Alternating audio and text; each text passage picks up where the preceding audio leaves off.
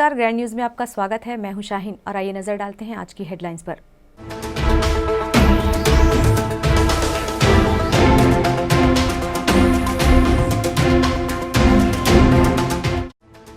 Sirsa gate के समीप रुकी मालगाड़ी, फाटक नहीं हुआ बंद, रेल की पटरियों पर लगा रहा 10 मिनट जाम, अनहोनी घटना टली।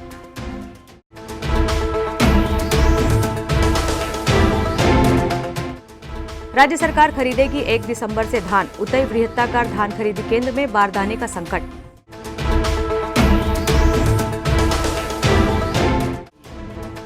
कचरों के ढेर पर लहलहाई फसल, जैविक खेती से महिलाएं उगा रही हैं सब्जियां।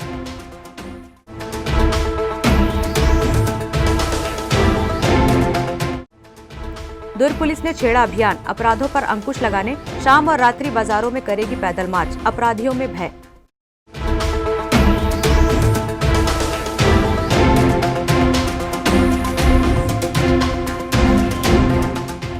ग्रैंड न्यूज में अब खबरें विस्तार से।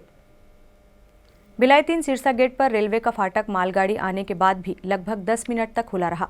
कारण अंडरब्रिज में जाम लग जाने के कारण वाहन रेल की पटरियों पर ही खड़े रहे। फाटक बंद नहीं होने के कारण मेन गेट में मालगाड़ी को रुकने का सिग्नल दिया। रविवार की सुबह भिलाई 3 सिरसा गेट पर रेलवे फाटक बंद न होने के कारण हावड़ा मुंबई अपलाइन पर मालगाड़ी को रोकना पड़ा। लगभग 10 मिनट बाद जब आवागमन सुचारू हुआ तो मालगाड़ी भी अपने गंतव्य स्थान की ओर रवाना हुई। पूरे घटनाक्रम पर नजर डालें तो रविवार को सिरसा गेट में स्थित पार्थिव कॉलेज में एंट्रेंस एग्जाम होने के कारण काफी भीड़ थी। यातायात पुलिस द्वारा किसी भी तरह की व्यवस्था न होने के कारण यह स्थिति उत्पन्न हुई। जब पुलिस कंट्रोल रूम को सूचित किया गया तो पुलिस सचेत हुई। सबसे ज्यादा सोचनीय पहलू ये है कि महज 50 कदम की दूरी पर सिरसा चौक पर यातायात के 4 सिपाही खड़े सिर्फ चालानी कार्रवाई में ही मशगूल रहते हैं। यदि कोई सुपरफास्ट ट्रेन होती और कोई गंभीर हादसा हो जाता तो इसका जिम्मेदार कौन होता। ग्रैंड न्यूज के लिए संतोष तिवारी की रिपोर्ट। छत्तीसगढ़ सरकार 1 दिसंबर से धान खरीदी शुरू करने जा रही है। इस बार धान खरीदी के लिए राज्य सरकार ने टोकन सिस्टम लागू किया है। उतई के वृहत्ताकार सरकारी धान खरीदी केंद्र में रविवार से टोकन देने की प्रक्रिया शुरू की गई है, जिसके तहत एक किसान को 3 टोकन देकर उसकी पूरी धान की फसल खरीदने का आदेश राज्य सरकार ने दिया है। राज्य सरकार 1 दिसंबर से पूरे राज्य में धान खरीदी करने जा रही है, जिसके लिए सरकार ने टोकन वितरण प्रणाली लागू की है। हर धान खरीदी केंद्र में किसान जाकर पहले टोकन ले, उसके बाद निर्धारित तिथि के अनुसार अपना धान खरीदी केंद्र में लाकर बेचे। इसी कड़ी में उतई के वृहत्ताकार धान खरीदी केंद्र में रविवार को लगभग 100 किसानों को टोकन वितरण किया गया। उतई धान खरीदी केंद्र में लगभग 5 गांव के किसान अपना धान बेचने आते हैं। इस वर्ष 1409 किसानों ने पंजीयन कराया है। वहीं लगभग 50,000 क्विंटल धान खरीदी का लक्ष्य वृहत्ताकार केंद्र को मिला है। फिलहाल बारदानों की कमी है, जिसकी जानकारी धान खरीदी केंद्र के प्रबंधन गिरधर सोनी ने राज्य सरकार को दे दी है। शासन की महत्वाकांक्षी योजना धान खरीदी आज से संचालित चालू हुई है और आज से टोकन वितरण चालू हुआ है। आज लगभग हम 100 किसानों को टोकन दे रहे हैं। 5 गांव, इस उतई समिति के अंतर्गत 5 गांव आते हैं। 5 गांव के लगभग 1409 किसान, जिनका लगभग 50,000 कुंटल की खरीदी यहाँ होती है, उसमें हमने टोकन आज से जारी किया है। 1 तारीख से 1 दिसंबर से खरीदी प्रारंभ होगी और हमारा 5 गांव के हिसाब से रोस्टर अनुसार खरीदी सोमवार से लेकर के शुक्रवार तक के 5 गांव का बांट दी गई है। उस हिसाब से हमने खरीदी के दिन टोकन की भी व्यवस्था की है। चूँकि हमारा लक्ष्य लगभग 50,000 कुंटल का है। रकबा के हिसाब से 1409 किसानों का लगभग 50,000 कुंटल खरीदने का हमारा लक्ष्य है। कितने बार एक किसान को आप टोकन देंगे? किसानों को शासन के निर्देशानुसार 3 बार के टोकन में ही किसानों की संपूर्ण धान की खरीदी की जाएगी। अधिकतम 3 बार टोकन जारी की जाएगी, उससे अधिक नहीं हो सकता। यानी बड़ा किसान भी है तो 3 बार में ही उसकी खरीदी अपने को कंप्लीट करनी है। राज्य सरकार ने प्रति एकड़ 14.80 क्विंटल यानी 37 कट्टा धान खरीदने का आदेश दिया है। अधिक धान होने की स्थिति में एक किसान को 3 बार टोकन देकर उसका पूरा धान खरीदा जाएगा। वृहत्ताकार धान खरीदी केंद्र में 50,000 क्विंटल धान खरीदने के लिए लगभग 1,25,000 बारदाने की आवश्यकता होगी। वर्तमान में यहाँ पर सिर्फ 43,000 ही बारदाने उपलब्ध हैं। नया बारदाना आने पर समय लगेगा। यह स्थिति हर धान खरीदी केंद्र की होगी, क्योंकि इस बार राज्य में 21,29,764 किसानों ने रजिस्ट्रेशन कराया है, जो कि पिछले साल की अपेक्षा 6,32,000 किसान ज्यादा हैं। आप कहाँ से आए रुक में? खोपली जी। खोपली जी। हाँ, यहाँ क्या करने आए आप? टोकन लेने आए। काहे का? धान खरीदी का। धान खरीद धान बेचेंगे? हाँ, धान बेचना है। कितना रकबा धान है आपका? मेरा 1 हेक्टेयर 56-51 आ रहे। तो एक बार टोकन में हो जाएगा, 2 बार लगेगा आपको? अभी तो एक बार में मिल गया मेरे को। एक बार में। पहले आप कितनी लंबी लाइन लगाते थे और अभी? बहुत लंबा है और अभी इस व्यवस्था में बहुत अच्छा है अभी। ग्राम खोपली निवासी मैं सोसाइटी में धान वितरण के लिए टोकन लेने के लिए आया हूँ। पहले आप धान कैसे बेचते थे? पहले थोड़ा सा तकलीफ था सर, लेकिन अभी तो आज के हिसाब में अच्छा है। मतलब बड़ा हम लोग को कोई दिक्कत नहीं है, टोकन लेने में आराम से ले रहे हैं। आराम से? जी हाँ। मतलब आपको राहत है? जी हाँ, शासन की व्यवस्था से आप खुश हैं? खुश है सर। कचरा डंप करने की जमीन पर लहलहाती सब्जी की खेती लोगों को बार बार सोचने के लिए मजबूर कर देती है। क्या ये वही जमीन है जहां पर झिल्ली और पन्नी का लगभग 5 फुट टन ढेर नजर आता था? हम बात कर रहे हैं इस्पात नगरी के भिलाई नगर रेलवे स्टेशन के समीप निगम महापौर देवेंद्र यादव द्वारा बनाए गए शहरी गौठान की, जहां पर कचरों को हटाकर सब्जी भाजी की फसल उगाई जा रही है। जैविक खेती से फसल लहरा रही है। स्व सहायता समूह की महिलाएं पालक, चौलाई, गोभी, खट्टा भाजी, टमाटर, मिर्ची, जरी भाजी उगाकर विक्रय कर रही हैं। भिलाई नगर निगम ने सन 2019 में शहरी गौठान की शुरुआत की थी। गोधन न्याय योजना के तहत जहां पशुओं को चारा और शेड का इंतजाम किया गया, वहीं स्व सहायता समूह की महिलाओं के लिए रोजगार का भी इंतजाम किया गया। वक्त है एक ब्रेक का, आप देखते रहिए grand news. Celebration safari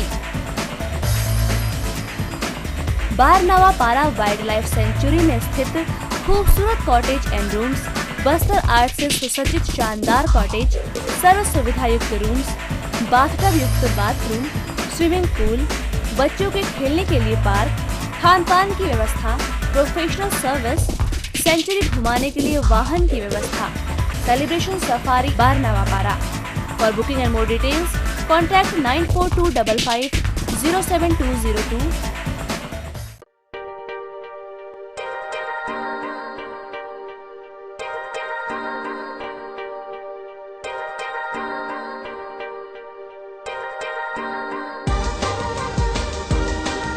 Relationships are forever. Out of all loved ones, your children are most precious. One of our biggest dreams is to give our children's marriage the top in luxury and facility.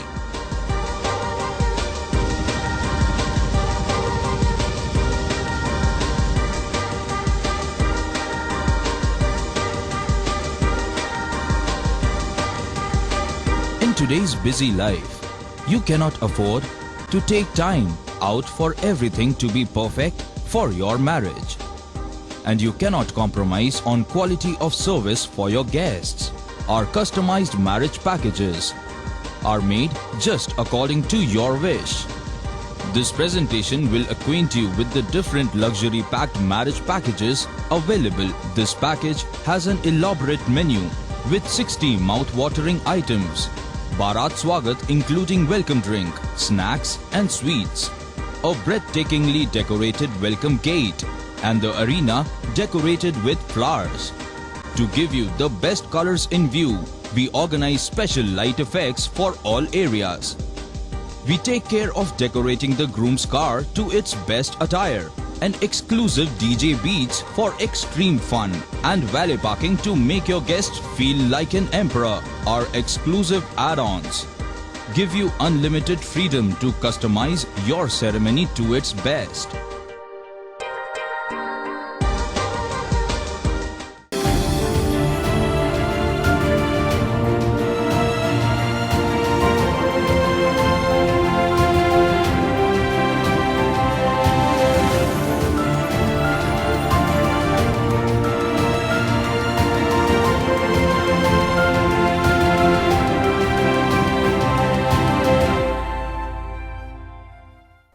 Break के बाद आपका स्वागत है। अपराधियों और आपराधिक घटनाओं पर अंकुश लगाने दुर्ग पुलिस द्वारा लगातार अभियान चलाया जा रहा है। इसी के तहत शाम व रात्रि के समय बाजारों में होने वाली भीड़ में होने वाले अपराधों पर नजर रखने पुलिस सक्रियता से कार्य कर रही है।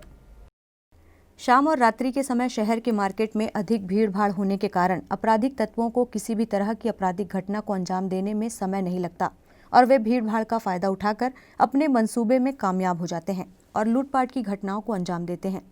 इसी बात को ध्यान में रखते हुए दुर्ग जिले के कप्तान प्रशांत ठाकुर के द्वारा टीम बनाकर लगातार शहर में स्थित बाजारों का भ्रमण किया जा रहा है और निगरानी शुदा बदमाशों व आपराधिक घटनाओं को अंजाम देने वाले लोगों पर कड़ी नजर रखी जा रही है, जिसके लिए पुलिस द्वारा सराहनीय पहल की गई है और शहर में स्थित बाजारों, गली मोहल्लों और भीड़ भाड़ वाली जगह पर पैदल मार्च कर लोगों में भय पैदा करने की कवायद की गई, जिससे आपराधिक घटना को अंजाम देने वाले अपराधी किसी भी तरह की घटना को अंजाम ना दे सकें और उनके मन में पुलिस का भय बना रहे।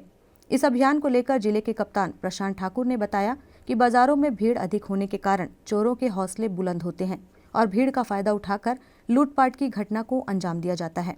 इसलिए अब पुलिस बाजारों और भीड़ भाड़ वाली जगहों पर नजर रखे हुए है। शाम का समय भीड़ भाड़ का समय होता है। इस समय लोग बाजार और मार्केट और विभिन्न जगहों पे लगातार निकले होते हैं। इस समय दुर्ग पुलिस की तरफ से लगातार हमारे डीजी सर की मंशा है, लगातार मेन चौक चौराहों पे खुद सीनियर अधिकारी टीआई और उनकी टीम के साथ मौजूद रहते हैं, समय समय पे जगह बदल कर और भीड़ वाले रस वाले एरिया में पैदल पेट्रोलिंग करके भी एक व्यवस्था बनाए हुए है। इस समय उपस्थिति का सीधा अर्थ है कि लोगों के अंदर ये विश्वास है कि पुलिस उनके साथ है और कोई भी घटना से लेके उसमें हम तुरंत एक्शन कर सकते हैं।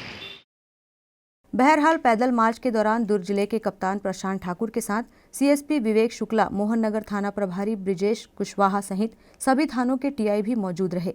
ग्रैंड न्यूज के लिए दुर्ग से बीना दुबे की रिपोर्ट। सिविल लाइन चौक से एसपी बंगला राजेंद्र पार्क तक मार्ग का नामकरण किया जाना है। इस मार्ग के दोनों तरफ हो रहे सौंदर्यीकरण का लोकार्पण मुख्यमंत्री भूपेश बघेल द्वारा किया जाएगा, जिसकी समीक्षा करने रविवार की सुबह दुर्ग शहर विधायक अरुण वोरा, दुर्ग महापौर धीरज बाकलीवाल सहित अन्य कांग्रेसी स्थान पर पहुंचे।